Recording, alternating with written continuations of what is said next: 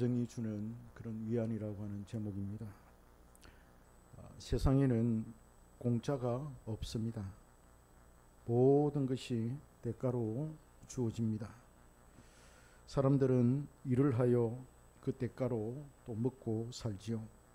노력의 대가는 거짓말을 하지 않는다고 합니다. 농부에게 땅은 정직합니다. 씨앗을 뿌려서 잘 가꾼 만큼 수확을 하기 때문입니다. 열심히 공부하는 학생은 잠을 줄여가면서까지 노력해서 좋은 대학에 들어가지요. 누군가 뭔가를 공짜로 주었다 하더라도 그것은 공짜가 아닙니다. 빚을 진 것이고 나중에 여러 방법으로 갚아야 할 것들입니다. 사람들은 이런 생각을 가지고 늘 살아가고 있지요. 자신이 노력하지 않았는데 쉽게 공짜로 얻어진 것을 그들은 무시합니다. 사람마다 다르겠습니다만 공짜로 얻는 것을 좋아하는 사람도 있겠지요. 그걸 계속 좋아하면 사람들은 또 노예 근성이라고 합니다. 그러나 대부분의 사람들은 쉽게 공짜로 얻어진 것을 그렇게 좋아하지는 않습니다. 오래가지 못한다고들 하죠. 쉽게 번 돈은 쉽게 나간다는 말이 있듯이 그만큼 악착같이 고생하며 모은 돈이 알짜배기 돈이라고 말합니다. 원인을 제공해서 결과를 얻는 것이 공이라고 생각하지요. 내가 이만큼 했으니까 이만큼 얻는 것은 당연하다. 그것은 공의롭다. 이렇게 생각을 합니다. 원인의 정도에 따라서 결과의 양이 결정되는 것이야말로 가장 확실한 정의라고 믿고 있습니다. 일을 하지도 않았는데 월급을 꼬박꼬박 받아가는 것은 공정하지 않은 불의로 생각을 합니다. 그렇지 않습니까? 내가 일을 하지 않았는데 내 이름만 걸어놓았는데 거기에서 월급이 꼬박꼬박 나온다면 그것은 뭔가 옳은 일이 아니다라고 생각하게 될 것입니다. 내가 어떤 행위를 하지 않았는데도 나의 운명이 결정이 되었다는 것은 더더욱 황당하게 다가옵니다. 아니 내가 어떤 생각이나 또 행위를 내가 하지도 않았는데 나에게 집이 주어지고 나에게 밭이 주어지고 좋은 것이 주어진다면 그 또한 올바른 것이 아니지 않느냐라고 사람들은 생각합니다. 우리의 의식과 사고방식과 고정관념은 이렇게 형성이 되어 있습니다. 사실상 이렇게 생각하는 것이 이 세상을 살아가는데 꼭 필요한 정신의 덕목이라 할 수가 있고 또 올바른 태도와 자세라고도 할 수 있습니다. 미신을 추구하는 사람은 한순간에 일확천금을 갖기를 원합니다.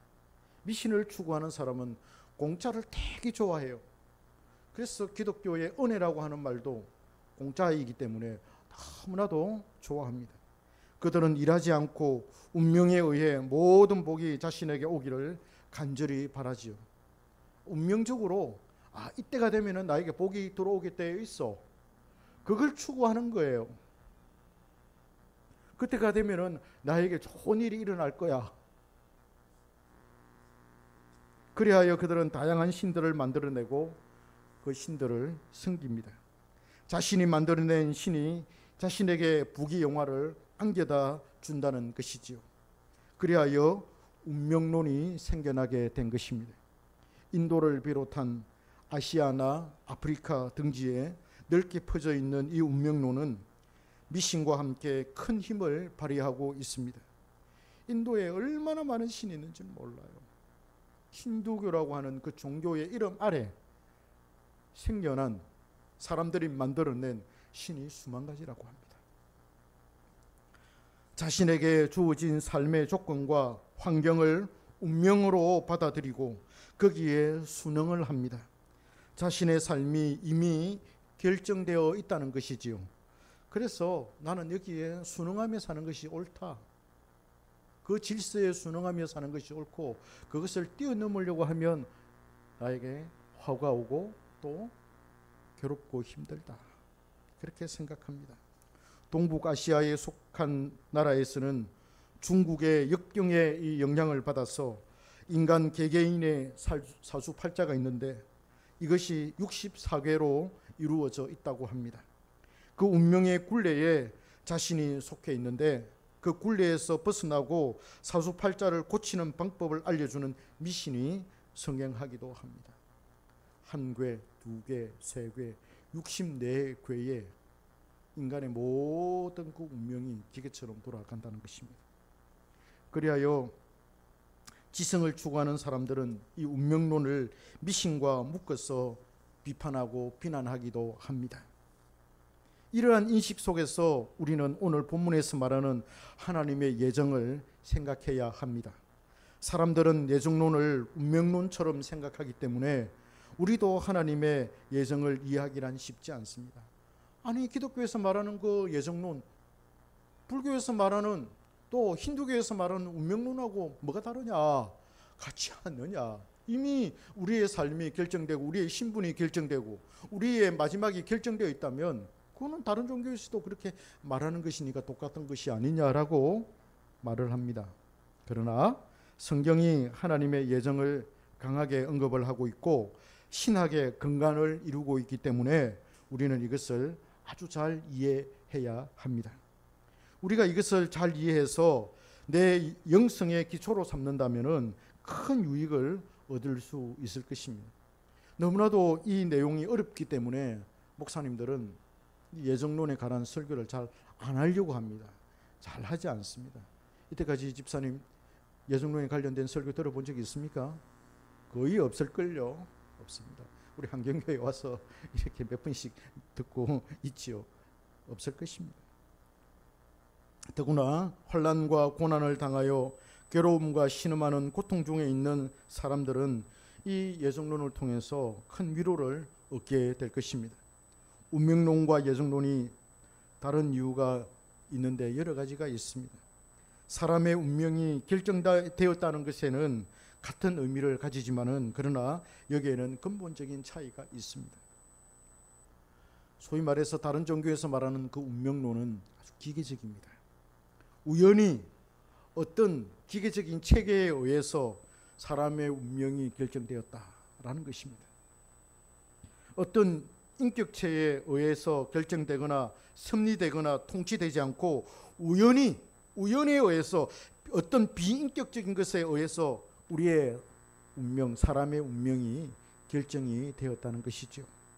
그러나 하나님의 예정은 하나님께서 이 세상을 창조하시고 이 세상에서 살 인간을 흙으로 만드셨을 뿐 아니라 그분께서 인간의 모든 운명을 결정하셨다는 것입니다. 그래서 하나님이 사람을 지으셨고 하나님이 세상을 만드셨고 하나님께서 그 세상 안에 사람을 두셨고 그리고 그 사람을 세상 안에 살아가게 하셨고 살아가는 그 사람의 모든 생각이나 모든 마지막 모든 것들을 다 결정하셨다. 이게 바로 예정론이라는 것입니다. 인격을 가지신 그 하나님께서 사람의 모든 운명을 결정하셨다라는 것입니다. 아담 이후에 오는 사람들은 그의 몸에서 태어났습니다. 이것은 자연의 법칙에 따라 이루어집니다. 동물이 교배를 해서 잉태하고 새끼를 낳는 것처럼 인간도 동일한 방법으로 자녀를 생산합니다. 하나님은 자연 법칙에 따라 생산되는 모든 인간의 운명을 결정하셨다는 것이죠. 그들의 삶까지도 결정을 하셨습니다. 하나님은 당신께서 인간의 운명을 결정하셨다는 것을 숨기셨습니다. 그것이 우연처럼 보이게 하셨지요. 하나님께서 숨겨 놓으셨기 때문에 사람이 모르기 때문에 인간이 자유롭게 이것도 할 수 있고 저것도 할 수 있고 물론 그런 자유가 있습니다만 그러나 궁극적인 운명은 하나님께서 결정해 놓았다는 것입니다.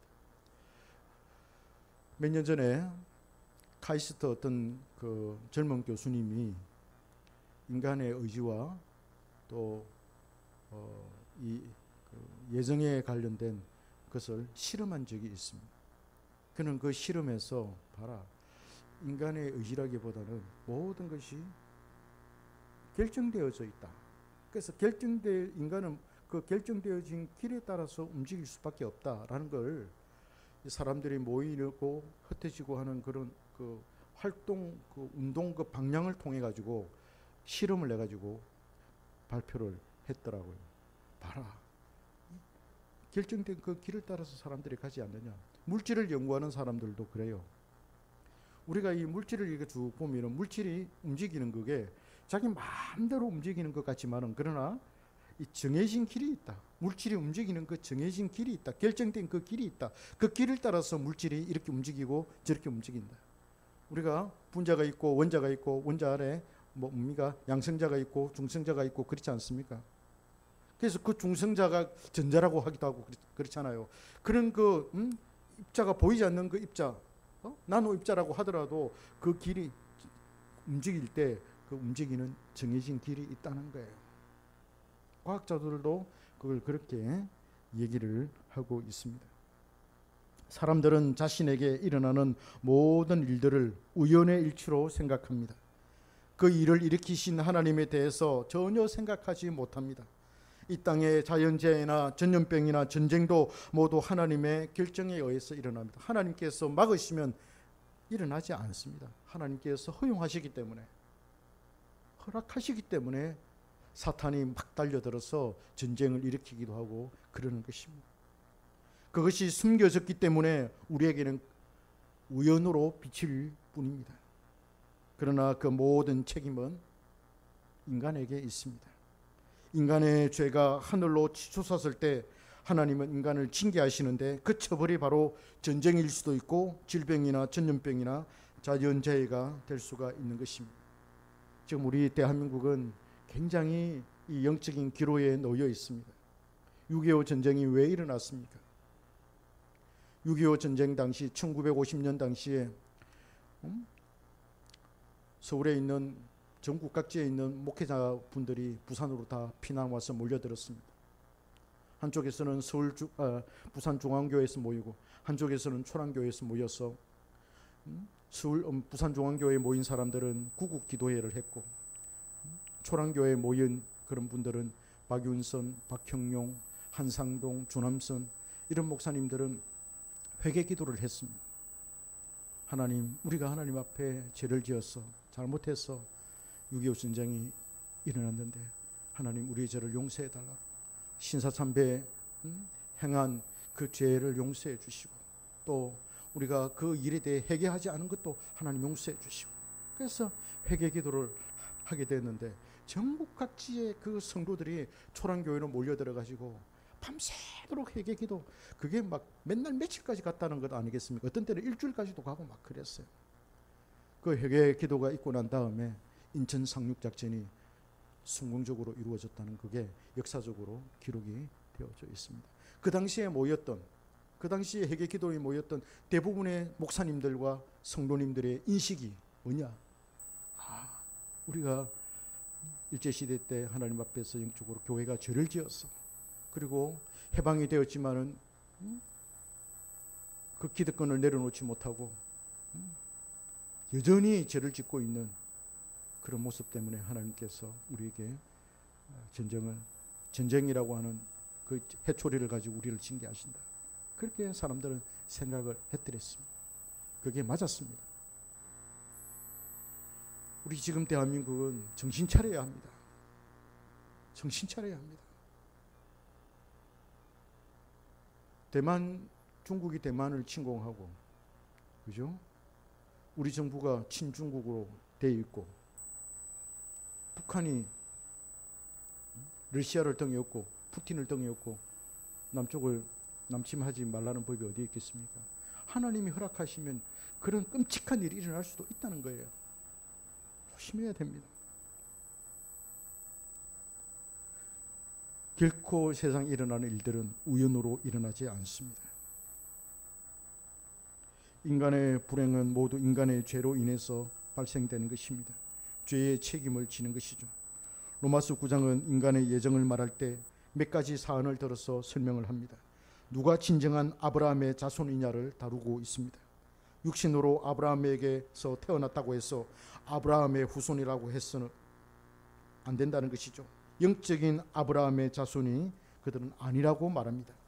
아브라함에게는 사라 외에는 다른 부인들이 있었고 그 부인들에게서 태어난 자식들이 많았습니다.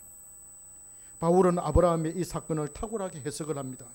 누가 하나님의 택한 백성이냐라고 했을 때 본부인 사라에게서 태어난 약속의 씨가 바로 하나님의 택한 백성이라는 것이죠.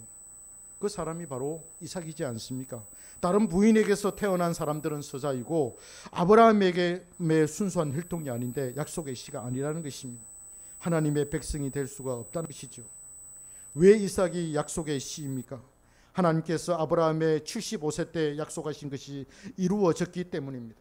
그가 24년 동안 인내하며 약속의 씨를 기다렸지만은 사라에게서 아이가 생겨나지 않았습니다. 사라의 나이 89세가 되었을 때 정확하게 이삭이 태어나기 1년 전에 하나님은 직접 아브라함에게 찾아오셔서 내년 이맘때에 아들을 안게 될 것이라고 말씀해 주셨습니다. 예언과 약속이 이루어져서 이삭이 태어나게 된 것입니다.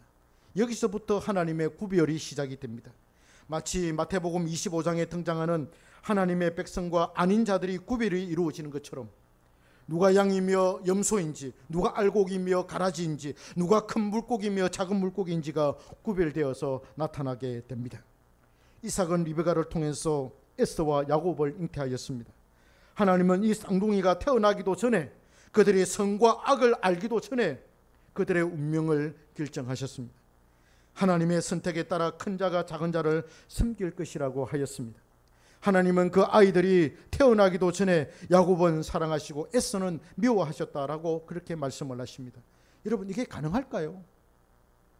사람이 태어나서 자기가 자기 생각으로 어떤 행위들을 하기도 전에, 어떤 악한 생각을 품기도 전에 하나님이 이 사람은 내가 미워하고 이 사람은 내가 사랑하고, 그게 여러분 있을 수 있습니까? 사람들은 이해를 못해요. 할 수가 없어요. 불가능하다고 생각합니다. 인간의 이성으로서는 도저히 받아들이기 쉽지 않은 그런 말씀입니다. 어떻게 아이들이 어떤 행위도 하기 전에 아이들의 운명이 결정될 수가 있단 말입니까? 선을 행하거나 악을 저지르기도 전에 하나님께서 그들의 삶을 결정하셨다는 게 어찌 이게 이해가 되느냐라는 것이죠. 이해가 되십니까, 집사님?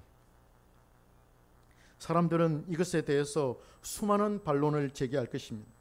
바울은 그것을 알고서 14절에서 말합니다. 14절입니다. 그런즉 우리가 무슨 말을 하리요? 하나님께 불의가 있느냐? 그럴 수 없느니라. 성경이 딱 잘라서 이렇게 말합니다. 바울은 자신의 이 성경 해석을 보다 정확하게 하기 위해서 모세를 인용을 합니다. 하나님께서 모세에게 뭐라고 했느냐며 이것을 증거 자료로 채택을 합니다. 15절입니다. 15절. 모세에게 이르시되 내가 긍휼히 여길 자를 긍휼히 여기고 불쌍히 여길 자를 불쌍히 여기리라. 하나님의 주권이라는 것입니다. 하나님께서 내가 이 사람을 불쌍히 여길 것이야, 내가 저 사람을 불쌍히 여기지 않을 것이야, 하나님께서 그렇게 결정하셨다는 것입니다. 18절에서는 하나님께서 하시고자 하는 자를 긍휼히 여기시고 하고자 하시는 자를 하나님께서 완악하게 하신다. 누굽니까? 완악하게 된 사람이 바로 왕이지 않습니까? 하나님께서 바로 왕을 완악하게 하셨기 때문에 바로 왕이 이스라엘 백성들을 내보내지 않았다라는 것입니다. 하나님의 주권을 말하고 있습니다. 이어서 바울은 하나님의 그 주권의 결정을 언급합니다. 토기장이의 비유를 들고 있습니다. 토기장이가 진흙덩이로 어떤 것은 귀 쓸 그릇을 만들고 어떤 것은 천이 쓸 그릇을 만드는데 진흙이 토기장이에게 나를 왜 이렇게 만들었소? 라고 말할 수 있느냐라는 것이에요. 그렇게 대답을 합니다. 흙이, 그릇이 그 그릇을 만든 그 주인에게 나를 왜 이따위를 만들었습니까? 라고 그렇게 말할 수 있느냐라는 것입니다. 아이들이 하는 게 잘 안 되고 공부도 잘 안 되고 그럴 때 부모에게 원망할 때 왜 나를 낳았어? 라고 하는 것처럼 왜 나를 이 모양 꼴로 이렇게 낳았어? 좀 더 똑똑하고 좀 더 능력이 있고 좀 더 좋은 사람으로 태어나게 하지. 이러면서 부모에게 달려드는 그런 사람도 본 적이 있습니다. 어떻게 그럴 수 있느냐는 것이죠. 하나님께서 하시고자 하는 자를 이렇게 하시고 저렇게 하시는데 왜 피조물이 조물주이신 하나님께 이러쿵저러쿵 말할 수 있느냐라는 것입니다. 인간도 여러분 자신의 소유를 가지고 자기 마음대로 팔거나 처분하지 않습니까? 이 집은 내 집이야. 이 집은 내 집이기 때문에 내 마음대로 팔고 살 수 있지 않느냐. 부동산에 당장 내 집을 내놓으면, 그죠? 적당한 가격이 맞으면 사는 사람들이 그 집을 사지 않습니까? 다른 사람이 왜 그걸 네가 마음대로 파느냐 이렇게 말하면 뭐라고 이야기하겠습니까? 이거 내 집이야, 내 소유야, 내 거야, 이렇게 말하지 않겠습니까? 내 걸 가지고 내가 하는데 당신이 왜 그래? 이게 당연하지 않습니까, 여러분? 왜 하나님은, 인간도 그렇게 하는데 왜 하나님 그러지 말아야 됩니까? 인간은 자신의 것을 자기 마음대로 하면서 왜 하나님은 그래 하면 안 됩니까? 그런 질문이 나오겠죠. 바울의 이 해석은 구약 성경 전체와 예수님의 말씀을 통해 이루어졌습니다. 바울은 하나님의 이러한 예언의 말씀과 약속의 말씀과 예수님의 확실한 말씀을 통해 남은 자 사상을 그대로 대입을 시킵니다. 남은 자가 나옵니다. 주님의 말씀이 역사 속에서 실제로 남은 자를 통해서 나타났다는 것이죠. 구약의 백성들이 말하기를 하나님께서 인간의 죄로 인해서 인간을 모두 다 멸하신다면 누가 그러면 과연 구원을 얻을 수 있으며 우리 모두가 소돔과 고모라처럼 되지 않겠는가라고 했을 때 바울은 이 남은 자 이론을 딱 들고 나옵니다. 하나님께서 칠흑 같은 어둠 속에서 말할 수 없는 고난의 그 고통 가운데서도 소수의 사람들을 남겨두셨다는 것입니다. 수많은 사람들, 거의 전부에 이르는 사람들이 우상 숭배를 해도 하나님은 몇몇 사람들은 그들과 같이 행하지 않고 오직 여호와 하나님만 섬기도록 하셨다는 것입니다. 그들이 바로 엘리야 시대, 아합과 이세벨의 시대에 남겨두신 7,000명의 남은 자들이었습니다. 할렐루야. 시대마다 이런 남은 자들이 있었습니다. 이스라엘이 바벨론으로 포로로 잡혀갔을 때 70년을 그곳에서 살아야 했습니다. 그들은 그곳에 살면서 이방 문화에 젖어들었고 그들의 신을 섬기게 되었습니다. 기한이 차서 그들의 본향인 예루살렘으로 돌아올 때 대부분의 사람들은 그곳에 남게 되었고 약 한 2-3만 명 정도의 소수의 사람들만 포로에서 귀환하게 되었습니다. 우리는 이 사람들을 남은 자들이라고 말합니다. 이것은 이사야, 예레미야 선지자도 강하게 예언했던 말씀이었습니다. 그들은 바닷가의 모래알처럼 수많은 사람들이 교회로 몰려올 것이라고 예언했습니다. 그러나 구원받은 사람들은 이들 중에서 남은 자들이라고 했습니다. 우리는 남은 자들이라고 했을 때 그냥 마냥 소수의 사람들이 아니라 나무가 불에 거슬리는 것처럼 숱한 고난과 역경 가운데 끝까지 참고 견디며 믿음을 지켜낸 자들이라고 생각해야 합니다. 남은 자는 관념적이지 않습니다. 생각 속에 존재하는 그런 실체가 없는 그런 것이 아닙니다. 역사 속에서의 삶이 있고 어렵고 그 힘든 삶 속에서도 꿋꿋이 말씀을 지켜낸 사람들입니다. 이 사람들이 남은 자들입니다. 하나님은 우리를 그렇게 걸려냈습니다. 채를 가지고 거르듯이, 풍채를 가지고 거르듯이 알곡과 가라지를 걸러내신다는 것입니다. 누가 과연 하나님의 이 구별하는 풍채에서 끝까지 남겨진 알곡이 될 수가 있습니까? 하나님의 성령으로 중생으로 영으로 거듭난 자입니다. 이 사람이 하나님의 택한 백성입니다. 하나님은 그들에게 말할 수 없는 고난도 주시고 아픔과 고통을 주시며 말할 수 없는 비참한 지경과 거지 같은 삶을 허락하시면서도 또 그것을 끝까지 참고 견디며 인내할 수 있는 견인의 은혜도 주십니다. 할렐루야. 주십니다. 끝까지 참고 견딜 수 있도록 힘을 주신다는 거예요. 그런 은혜를 주신다는 거예요. 그 은혜가 있기 때문에 이 남은 자들이 끝까지 믿음을 지킨다는 것이죠. 이 사람이 바로 남은 자입니다. 이들은 숱한 역경을 견뎌내야 합니다. 바울은 사도행전에서 하나님의 나라에 들어가기 위해서는 많은 고난을 겪어야 한다고 말했습니다. 성도는 그 말대로 온갖 고난의 풍파를 견뎌내야 합니다. 그가 그런 아픔과 고통 중에 있을 때 가장 큰 위로와 위안이 무엇이겠습니까? 우리는 육적인 환경이 바뀌는 것으로 생각합니다. 나에게 그래서 좀 나은 형편이 주어지면 좋겠다. 나에게 돈이 좀 주어지면 좋겠다. 내 직장이 좀 좋으면 좋겠다. 돈을 좀 많이 벌면 좋겠다. 지금 이 어려운 환경, 가난한 환경이 좀 개선되어서 좀 풍요로운 그런 환경이 되었으면 참 좋겠다. 이걸로 우리는 생각합니다. 그런 환경이 바뀌어지는 것으로 생각합니다. 그러나 여러분, 이 위로, 하나님께서 물론 이 위로도 주시겠습니다만은, 그러나 이 위로와 위안은 일시적인 위안이 될 뿐입니다. 그러나 우리에게 실제적이고 아주 큰 위로가 있는데, 그것은 하나님이 나를 예정하시고 나를 당신의 자녀로 선택하셨다는 것입니다. 여기에 대한 강한 확신이라는 것입니다. 할렐루야. 그것이 그에게 가장 큰 위로요, 가장 큰 위안이 되는 것입니다. 지금은 우리가 하나님의 천국을 희미하게 바라볼 뿐입니다. 새하늘과 새 땅이 아주 까마득하게 느껴집니다. 우리의 믿음의 정도에 따라서 그것이 선명하게 보이다가 때로는 흐릿하게 보이기를 반복합니다.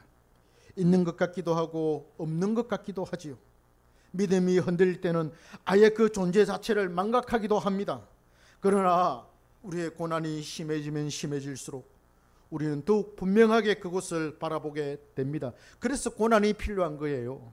고난이 없으면 우리는 저 새하늘과 새 땅을 바라보지 않습니다. 그때 우리는 가장 강하게 와닿는 것이 바로 이 하나님의 예정입니다. 수많은 사람들이 버려질 것입니다. 수많은 사람들이 걸려질 것입니다. 수많은 사람들이 버려진다는 거예요.